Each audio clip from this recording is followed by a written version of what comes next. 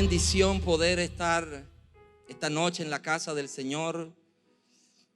Y gracias por venir a estar con nosotros.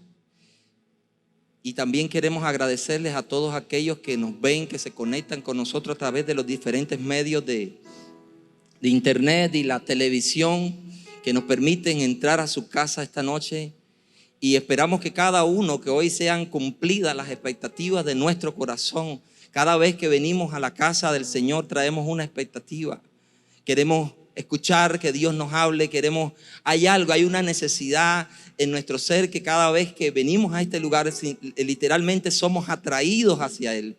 Y hoy también los que encienden su televisor, los que encienden su dispositivo, lo hacen bajo esa misma expectativa, que son atraídos por algo que Dios quiere hacer, por algo que Dios quiere decir. Y hay una necesidad que hoy va a ser suplida, hay algo que hoy va a ser llenado, hay algo que hoy va a ser revelado, hay algo que hoy va a ser entregado. Y hoy nosotros, si necesitamos tener la actitud correcta, es abrirnos, es ponernos como vasija, es ponernos como un recipiente y decirle: Señor, yo quiero ser llenado. ¿Cuántos quieren ser llenados esta noche?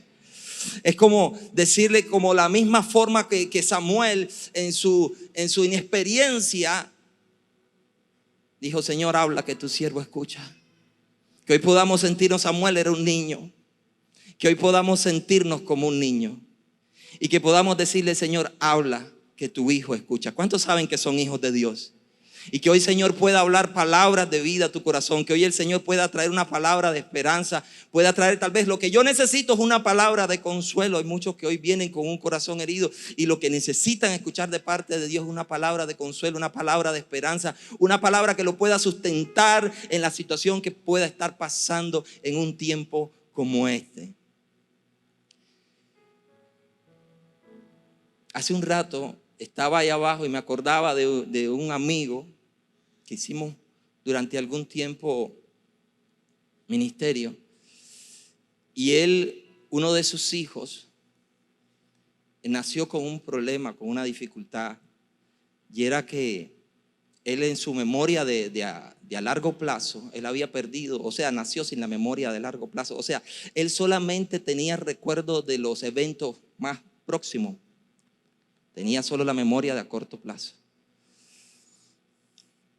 Y entonces cuando nosotros estábamos en diferentes lugares, siempre nos regalaban algo. La gente, qué sé yo, una galleta, un guglú, usted sabe, los círculos de amistad y los diferentes lugares que uno andaba.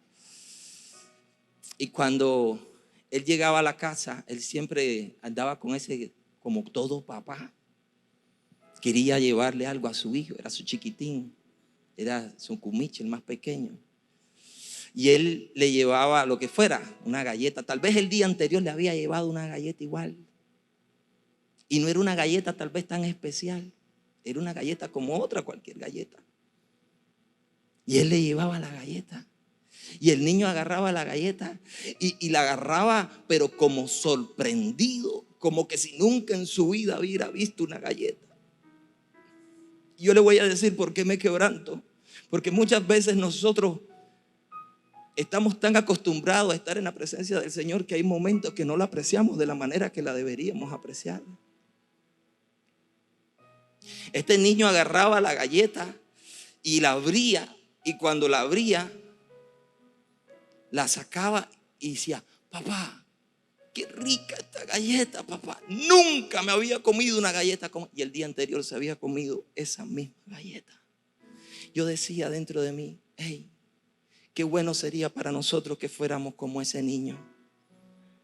Que cada vez que entráramos a la presencia del Señor lo experimentáramos como algo nuevo, como algo que nos gustaría disfrutarlo cada vez, como que si fuera algo muy nuevo, algo muy especial, y que pudiéramos decir: Señor, qué rico es estar en tu presencia.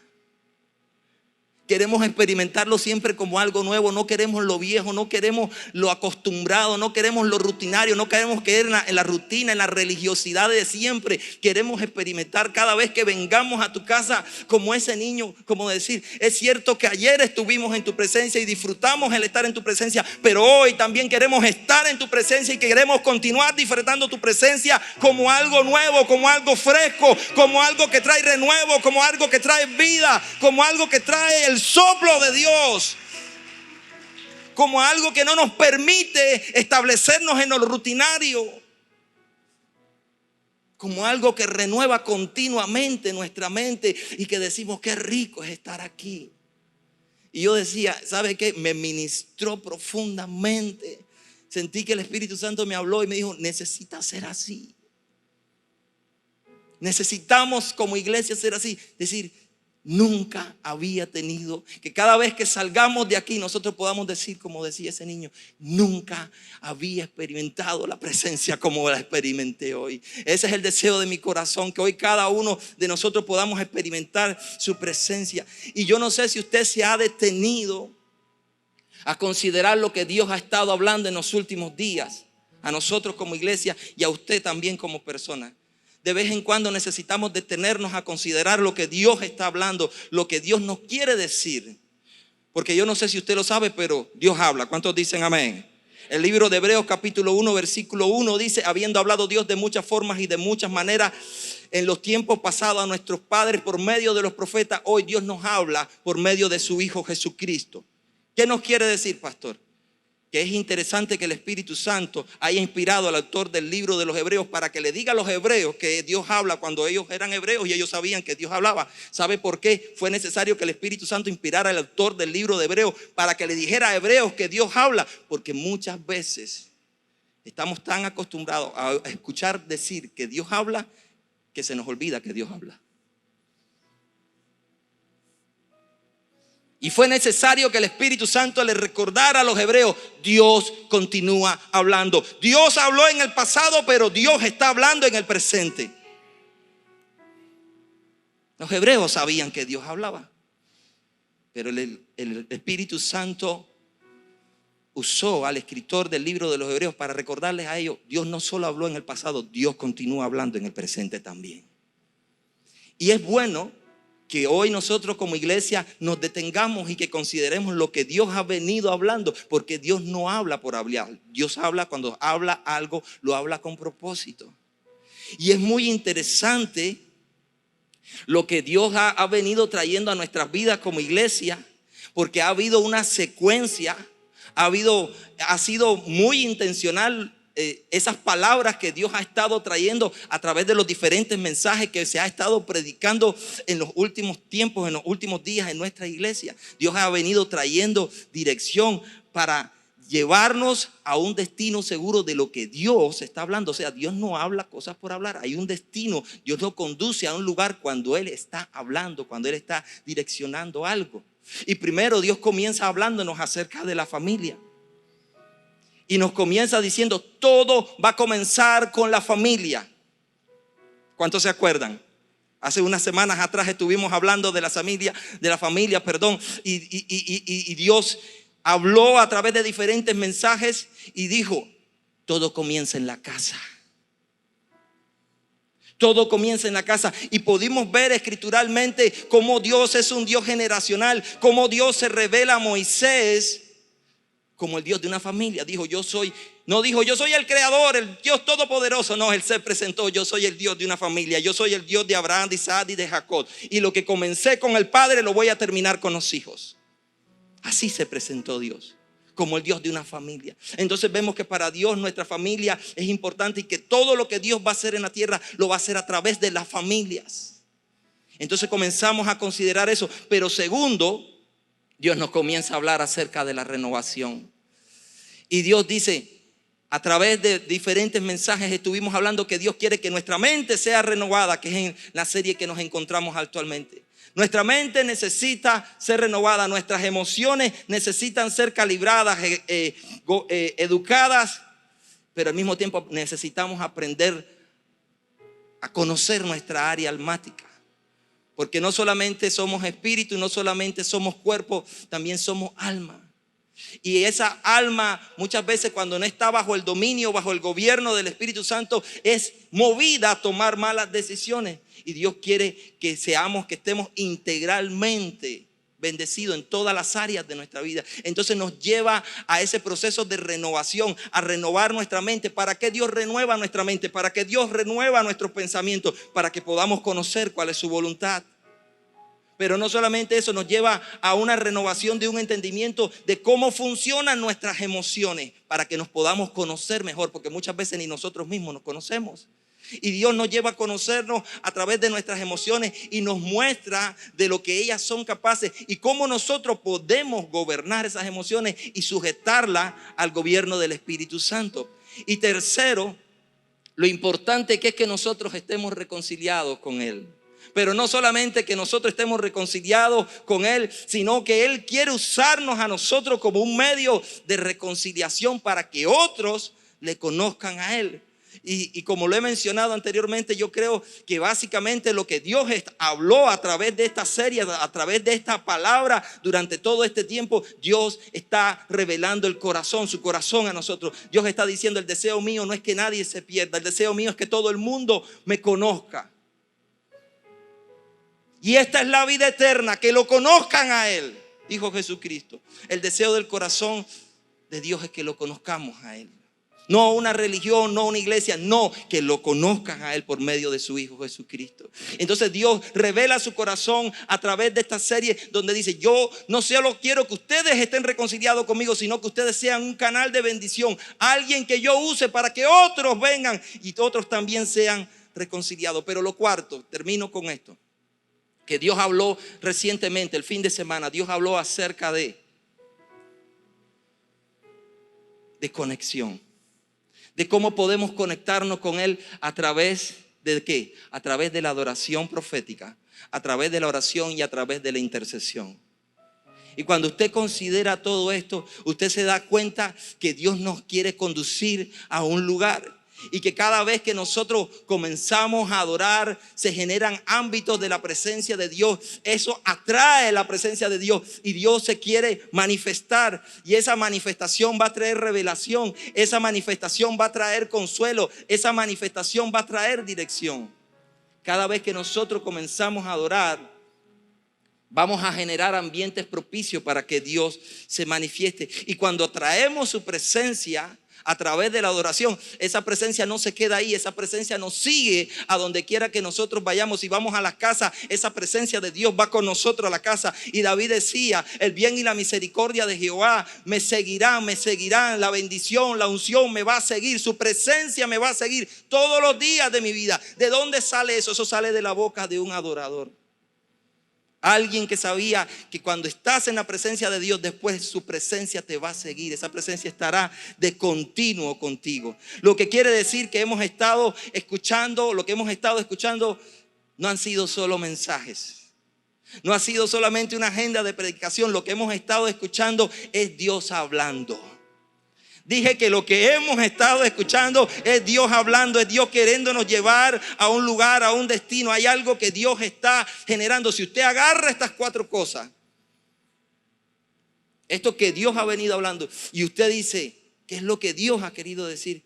Dios dice: a través de ti, de tu casa, de tu familia, yo quiero que tu mente sea renovada y que puedas entrar en un proceso de renovación conforme a mis diseños, donde tú, no solamente tú puedas estar reconciliado, sino que te conviertas en un agente de reconciliación. Y esto va a generar la conexión más grande que haya podido haber conmigo a través de la adoración, a través de la intercesión y a través de la oración. Hay una dirección en lo que Dios está haciendo y que lo que Dios ha estado hablando. Dios está levantando en medio de nosotros una generación de adoradores, una generación de hijos que no solamente hablan de Dios, sino que conocen a Dios y son obedientes a la voluntad del Padre. ¿Cuántos dicen amén? Eso es lo que Dios ha estado hablando en este tiempo. Yo quiero que se levante una generación que no solamente dice conocerme, sino que aprende a estar en el secreto, aprende a escuchar y aprende a obedecer a mi voluntad. Y cuando entendemos todo eso y que entendemos que la revelación es progresiva, es como por capítulos, Dios nos va hablando, y esa revelación muchas veces está sujeta a la madurez que nosotros podamos tener para poder digerir lo que Dios está hablando. Hay cosas que Dios nos ha estado enseñando una y otra vez, pero muchas veces no la percibimos del todo porque tal vez no tenemos el nivel de madurez necesaria Entonces, cuando Dios levanta adoradores que adoren en espíritu y en verdad, una generación de adoradores, esto es lo más parecido a lo que la Biblia revela en Hechos capítulo 15, versículo 15, que dice que en los postreros días Dios levantará el tabernáculo caído de David. ¿Sabe qué significa que Dios levantará el tabernáculo caído de David? Que Dios va a levantar nuevamente un diseño de gente que sabe tener comunión con Dios, que gente que sabe adorar, de gente que sabe buscar y meterse en la presencia de Dios de la misma forma que no solo lo hacía David, sino que David le enseñó a los sacerdotes, a los levitas y a los cantores a hacerlo.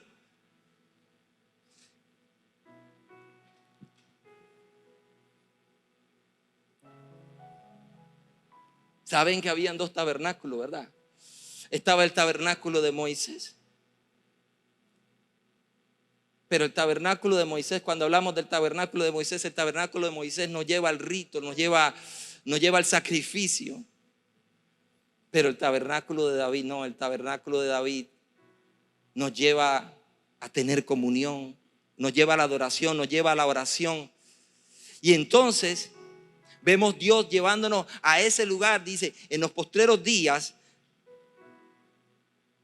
Porque en algún momento se pensó que solamente los judíos iban a ser los que iban a restaurar, según lo que Amós habló y profetizó por medio del Espíritu Santo. Se pensaba que en los postreros días iba a ser restaurado el tabernáculo caído. ¿Por qué caído? Porque en algún momento se dejó de hacer lo que se estaba haciendo.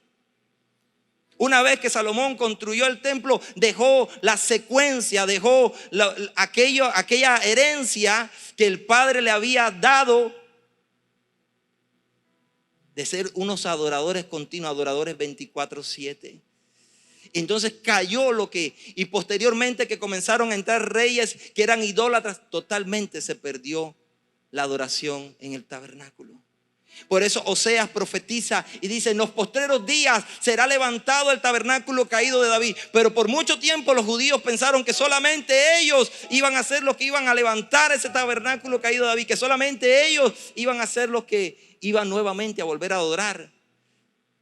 Y cuando comienza y se activa la iglesia, nuevamente la iglesia comienza y se suscita una discusión. Y en el concilio de Jerusalén, Jacob se levanta en el capítulo 15 de Hechos y dice esto: Simón ha contado cómo Dios visitó por primera vez a los gentiles. ¿A quién visitó? A los que no eran judíos, a los gentiles, para tomar de ellos pueblo para su nombre. Y con esto concuerdan las palabras de los profetas, como está escrito: reedificaré el tabernáculo caído, el tabernáculo de David que está caído.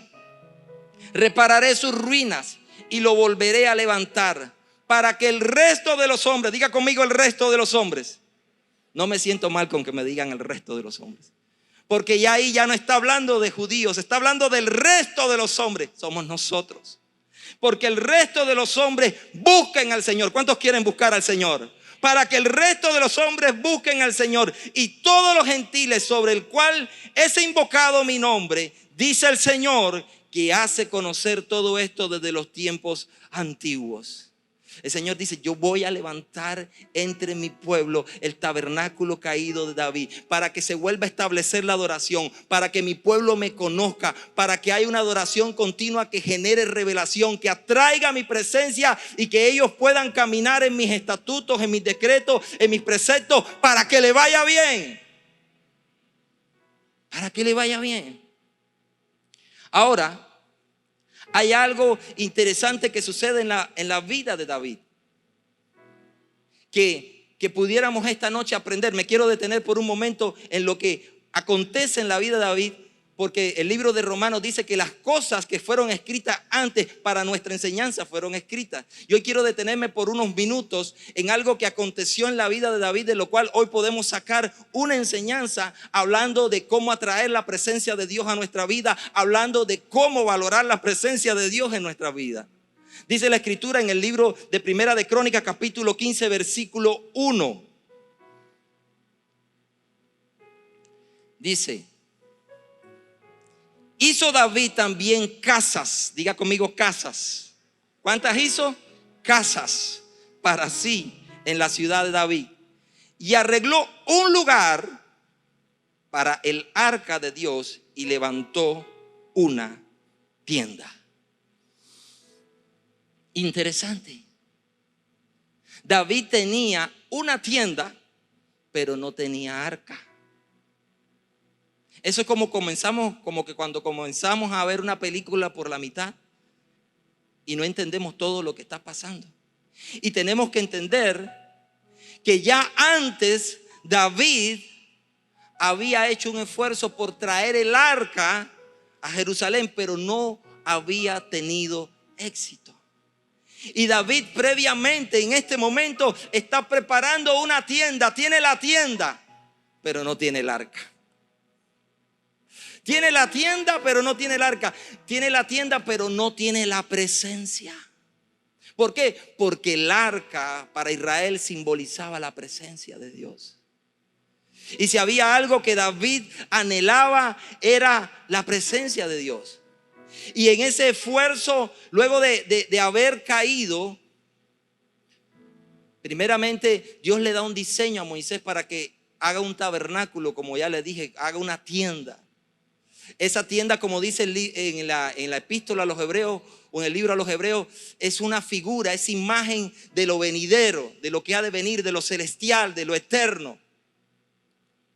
Y cuando hace ese tabernáculo, él le da diseños a Moisés de cómo hacerlo. Pero posteriormente esa arca cae en manos del enemigo. ¿Por qué? En los tiempos de Elí, el sacerdote Elí fue alguien que descuidó el cuidado de la presencia de Dios.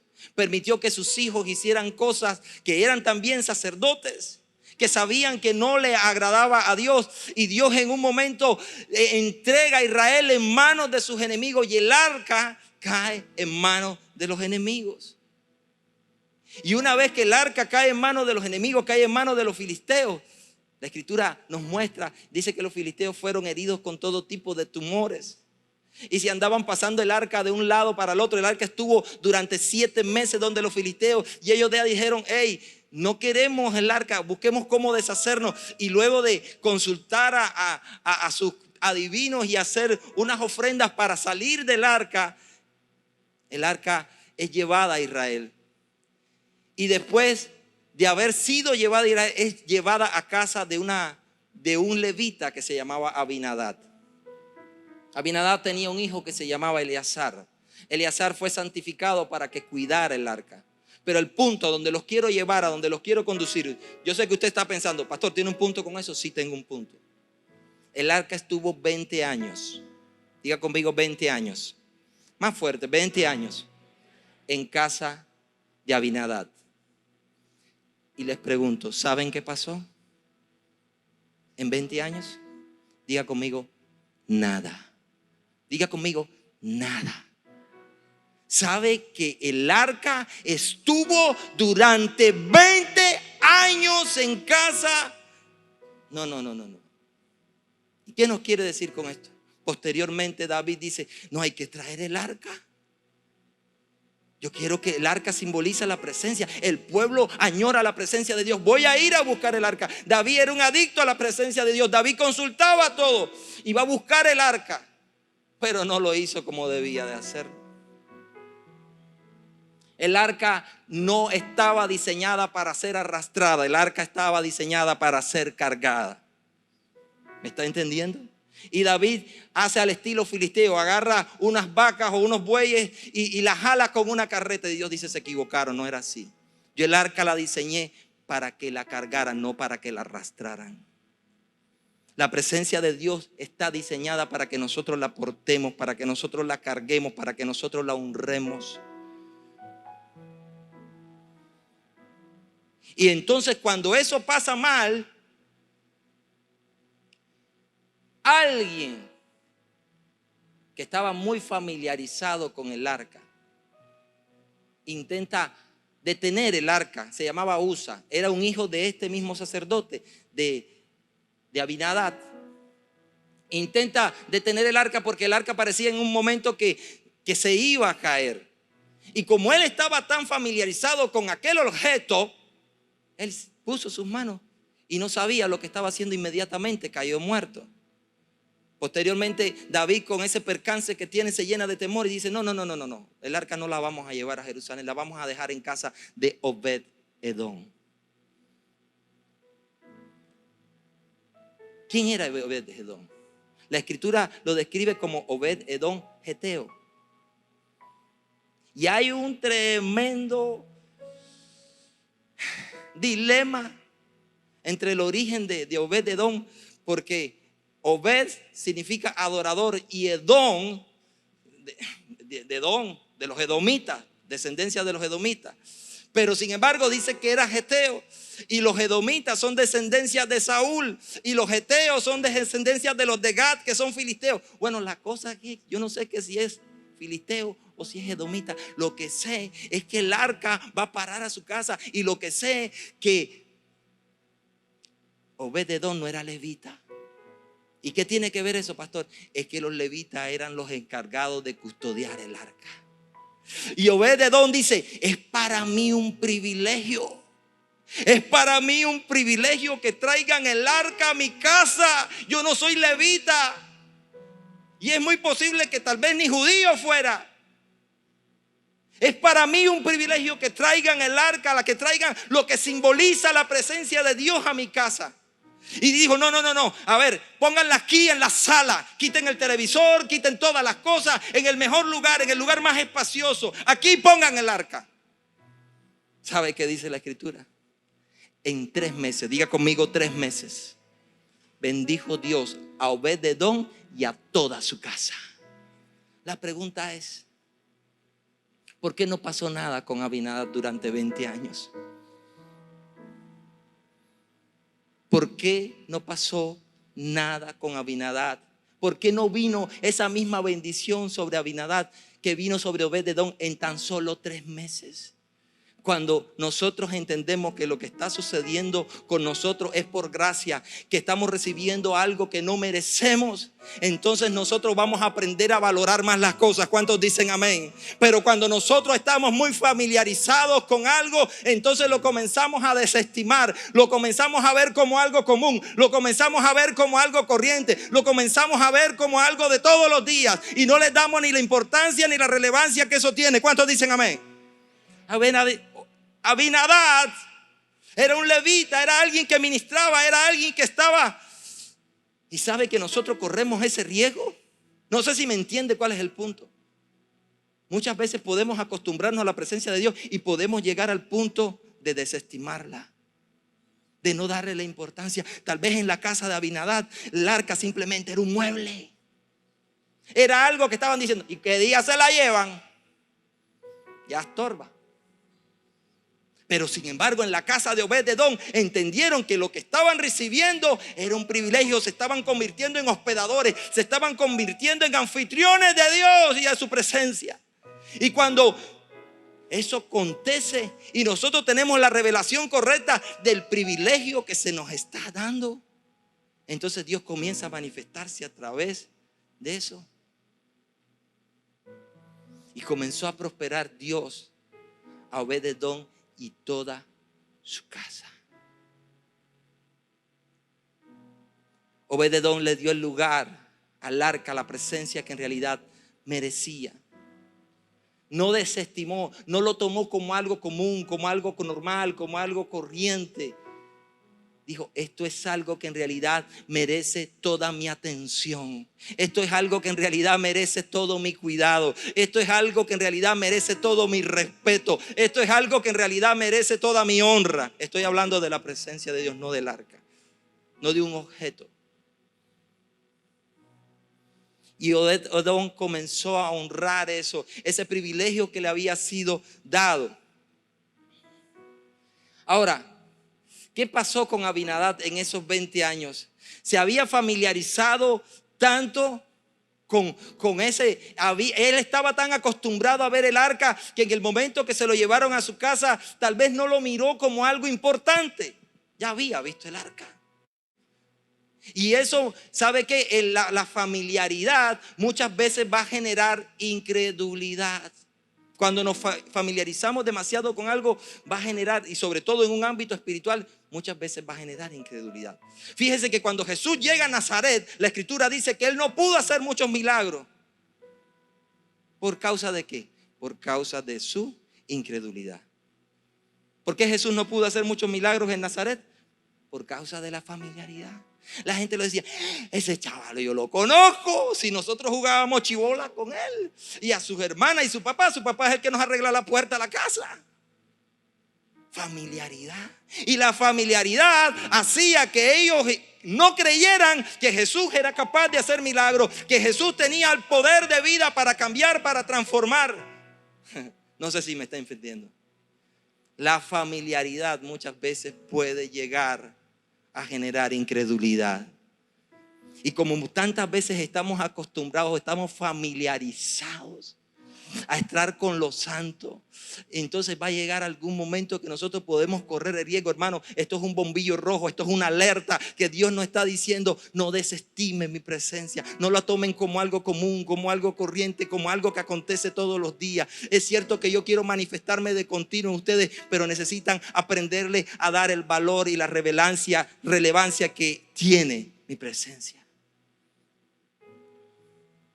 Entonces Jesús no pudo hacer milagros. La Escritura dice en Mateo capítulo 13 versículo 58: y no hizo allí muchos milagros a causa de la incredulidad de ellos. La familiaridad con que ellos miraban a Jesús hacía que ellos no pudieran creer que Jesús era capaz. Cuando algo se vuelve común, deja de generar satisfacción para nosotros. Cuando algo se vuelve acostumbrado, corremos el riesgo de ignorarlo. ¿Verdad que sí? Hay cosas en que nosotros, por ejemplo, algún mueble en nuestra casa, usted sabe que está allí. Ya es común, usted lo mira todos los días. Y usted pasa, usted entra y usted no lo determina, usted lo ignora. Eso pasa. Cuando algo se vuelve común, cuando algo se vuelve acostumbrado para nosotros, corremos el riesgo de ignorarlo. Y lo peor que nos pudiera pasar es que nos podamos acostumbrar tanto a estar en la presencia de Dios que llegue un momento que la comencemos a ignorar. Que la comencemos a ignorar. Es posible que hasta en algún momento los mismos hijos de Abinadab, por eso es que cuando el arca hizo por caerse, este muchacho extendió la mano para detenerla, porque él la miraba todos los días en su casa durante 20 años. ¿Y por qué digo muchacho? Porque la Escritura dice que eran jóvenes. Lo que quiere decir que esta arca llegó a casa de Abinadab cuando ellos eran tan solo niños. Ellos crecieron mirando el arca.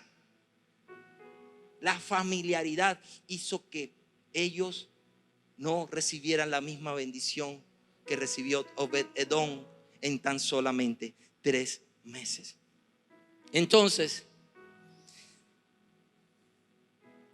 la diferencia entre Obed-Edom es que él en realidad no era levita, pero él entendió el privilegio que se le estaba dando. Obed-Edom había escuchado tal vez acerca de la muerte que había acontecido donde los filisteos, cuando habían tenido el arca durante 7 meses, pero a pesar de que había escuchado de eso, no rechazó el arca. Obed-Edom tal vez es posible que hubiera escuchado lo que había pasado con Usa, que por intentar tocar el arca murió, pero sin embargo a pesar de eso no rechazó el arca en su casa, más bien la recibió.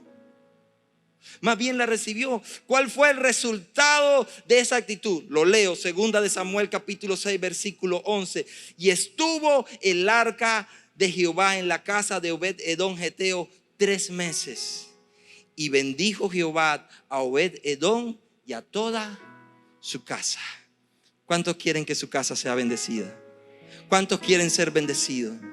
Necesitamos ser buenos hospedadores de su presencia. Señor, yo quiero que tu presencia venga a mi casa. Quiero honrar tu presencia, no solamente en mi vida, también en mi casa. Mire, entonces David se da cuenta de lo que está pasando, porque tenía una tienda, había preparado una tienda, pero no tenía arca. Ahora volvemos al principio donde comenzamos, a la mitad de la película. Tienda sin arca equivale a nada.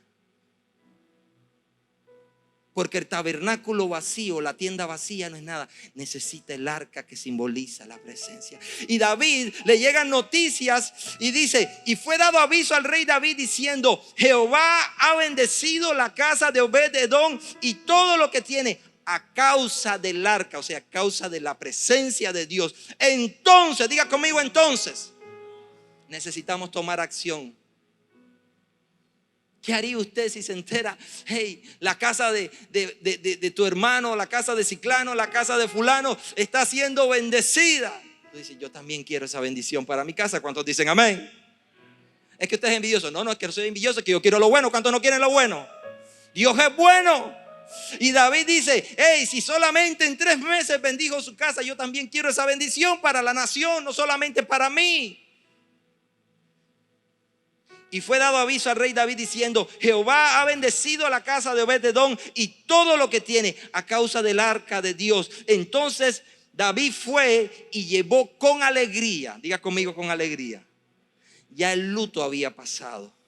El luto de lo que había pasado con Usa ya había pasado. Ya David se preparó. Dijo: no, lo que hicimos la primera vez fue de la manera incorrecta. Nosotros necesitamos hacer ajustes en nuestra forma como nosotros nos dirigimos, como nosotros tratamos la presencia de Dios. David dijo: no, la primera vez la jalamos, pero ahora no la jalamos. Dios estableció, Dios ordenó que se cargara. Ahora la vamos a cargar. Prepárenos, levita, vamos a buscar el arca.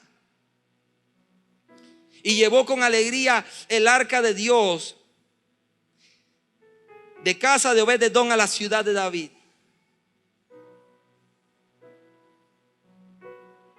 Hoy nosotros somos la tienda. Hoy nosotros somos el tabernáculo. Hoy nosotros somos el lugar donde Dios quiere depositar su presencia.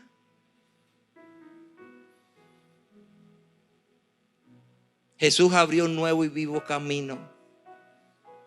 Y ese nuevo vivo camino ya nos permite tener acceso directamente a la presencia de Dios. El tabernáculo de Moisés era el tabernáculo que representaba el rito. Era el tabernáculo que representaba el sacrificio. Era el tabernáculo que representaba los diferentes pasos que había que dar. Había un lugar santo, un lugar santísimo. Había un velo que tapaba el arca que simbolizaba la presencia.